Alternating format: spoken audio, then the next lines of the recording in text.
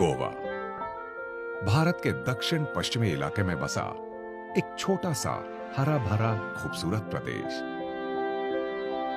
आज जिस गोवा को आप देख रहे हैं, उस गोवा की यहां तक पहुंचने की एक यात्रा है, संघर्षों का एक सिलसिला है, कुर्बानियों की एक रवायत है, एक इतिहास है जो यहां की मिट्टी में दफन है। आइए इस इतिहास के पन्नों को टटोलते हैं।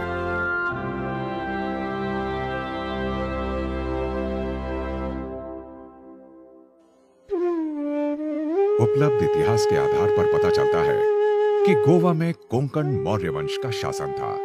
ईसा पूर्व दूसरी शताब्दी और छठी शताब्दी के बीच गोवा पर सातवाहन साम्राज्य का शासन भी रहा।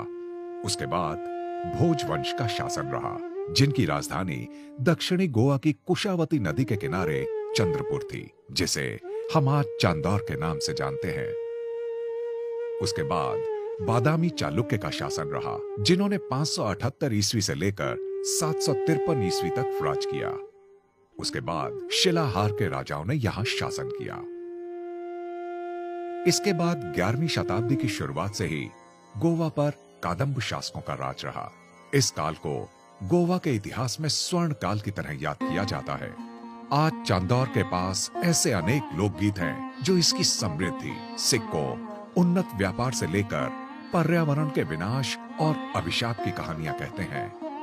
कादम्बों ने तांबड़ी सूरला और महादेव मंदिर कुर्डी का निर्माण किया।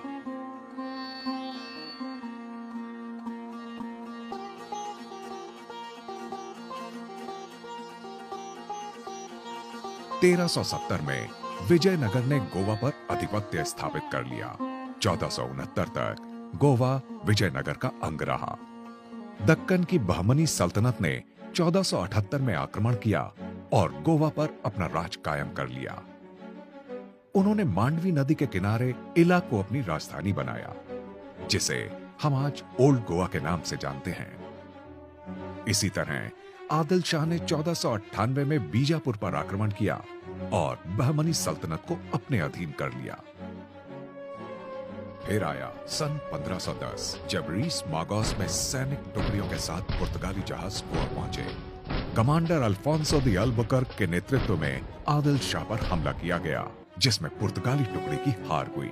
लेकिन कुछ समय बाद अल्फोंसो दी अल्बुकर्क ने फिर से स्थानीय सहयोगियों की मदद से गोवा पर हमला किया। इस बार अल्बुकर्क की विजय हुई। 25 नवंबर 1510 को अल्बुकर्क ने ओल्ड गोवा में प्रवेश किया, जिसने गोवा की अगले 450 साल की कहानी लिख दी। साथ आए ईसाई मिशनरियों ने धर्म प्रचार का काम शुरू कर दिया। धीरे धीरे धर्म प्रचार ने कड़े धर्म परिवर्तन का रूप ले लिया। लोगों के लिए स्थानीय देवी देवताओं की पूजा करने, धार्मिक प्रतीकों के इस्तेमाल करने और उनकी मूर्तियां आदि घर में रखने पर प्रतिबंध लगा दिया गया। धार्मिक स्थलों को खंडित करना और स्थानीय धार्मिक सांस्कृतिक रीति रिवाज, आचार व्यवहार करने पर शारीरिक यातनाएं तक दी जाने लगी और लोगों पर अनाप शनाप टैक्स थोप दिए गए। पुर्तगालियों ने 1510 में तिसवाड़ी और 1543 में मुरगांव, सेल्सेट और बारदेस पर कब्जा कर लिया। आज का मुरगांव 1543 में सेल्सेट का ही हिस्सा था। 1763 में फोंडा, सांगे, कारकोल पर भी पुर्तगालियों का राज हो गया।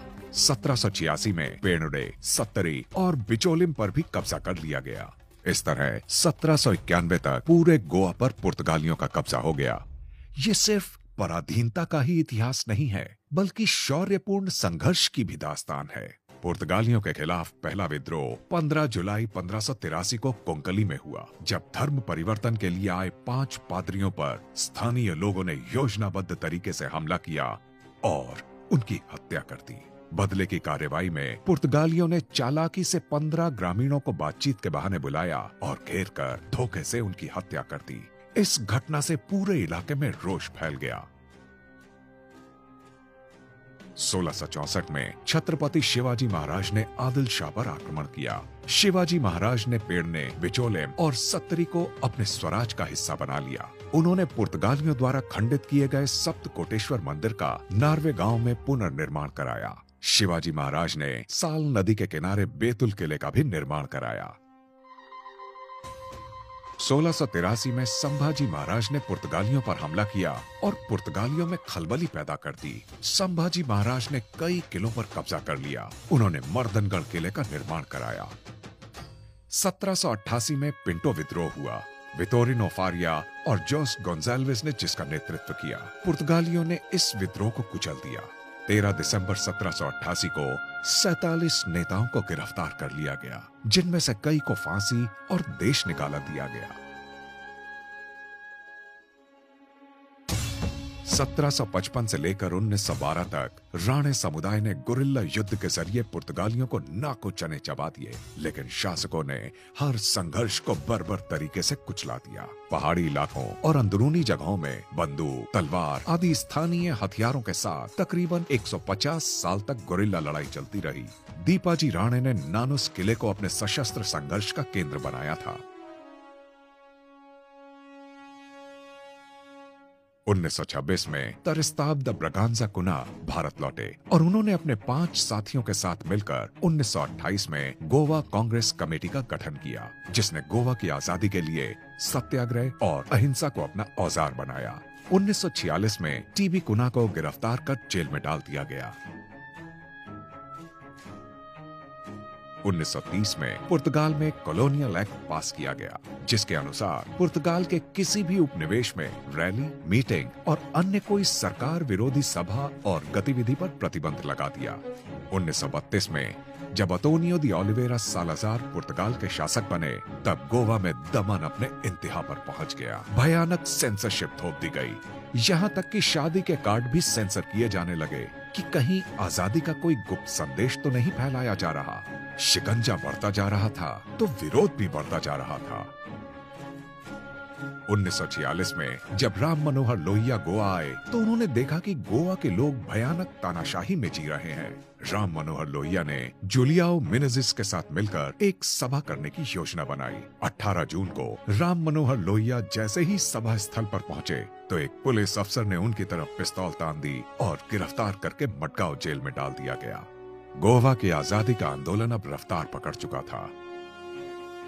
आजाद गोमांतक दल और अन्य गरम दल पुर्तगालियों पर सशस्त्र हमले कर रहे थे। प्रभाकर वैद्य ने अपने साथियों के साथ मिलकर कुंकली के पुलिस स्टेशन पर हमला कर दिया। मोहन रानाडे ने बेतिम के पुलिस स्टेशन पर हमला कर दिया।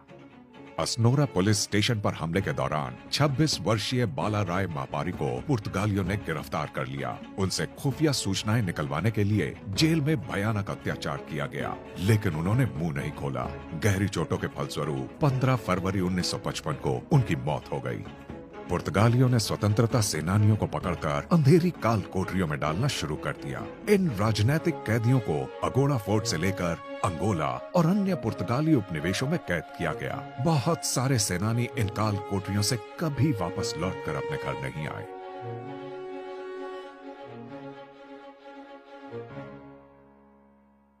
Years ago, paid a tryst with destiny, and now the time comes. इसी दौरान 15 अगस्त 1947 को भारत आजाद हो चुका था। देश के हर हिस्से से गोवा की आजादी की आवाज उठ रही थी।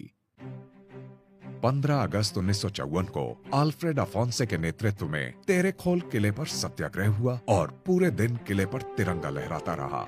ये किला आजादी का प्रतीक बन गया, जो स्वतंत्रता सेनानियों के शौर्य और बलिदान की एक सुनहरी याद है।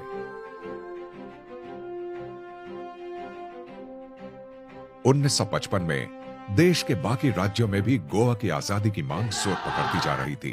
फलस्वरूप 1955 में गोवा विमोचन समिति का गठन किया गया। जगन्नाथ राव जोशी, मधु दंडवते, मधु लिमय, करनैल सिंह बेनीपाल सहित हजारों सत्याग्रहियों ने अलग अलग दिशाओं से गोवा में प्रवेश करने की कोशिश की। पुर्तगाली सरकार ने सत्याग्रहियों पर फायरिंग कर दी, जिसमें 20 सत्याग्रहियों की मौत हो गई। आजादी के बाद से ही भारत सरकार लगातार पुर्तगालियों के साथ बातचीत के जरिए शांति प्रिय हल निकालने के लिए चर्चा करती रही, लेकिन बातचीत के सारे प्रयास विफल रहे। अंततः भारत को सैनिक कार्रवाई करनी पड़ी और फिर शुरू हुआ ऑपरेशन विजय। भारतीय सेनाओं ने 18 दिसंबर 1961 को गोवा की तरफ रुख किया और कुछ ही घंटों के अंदर पुर्तगालियों को आत्मसमर्पण के लिए मजबूर कर दिया। आजाद मैदान के अंदर पुर्तगाल के अंतिम वायसराय ने आत्मसमर्पण संधि पर हस्ताक्षर किए। 19 दिसंबर 1961 को गोवा पुर्तगालियों के उपनिवेश से मुक्त हुआ और तिरंगा लहराया गया। आजादी के संघर्ष की ये कहानी खून से सनी है। जिस आजाद हवा में हम आज सांस ले रहे हैं, उसके लिए अनेक स्वतंत्रता सेनानियों ने अपने जीवन का बलिदान दिया है। इन कुर्बानियों को हमें अपने दिलों में जिंदा रखना है।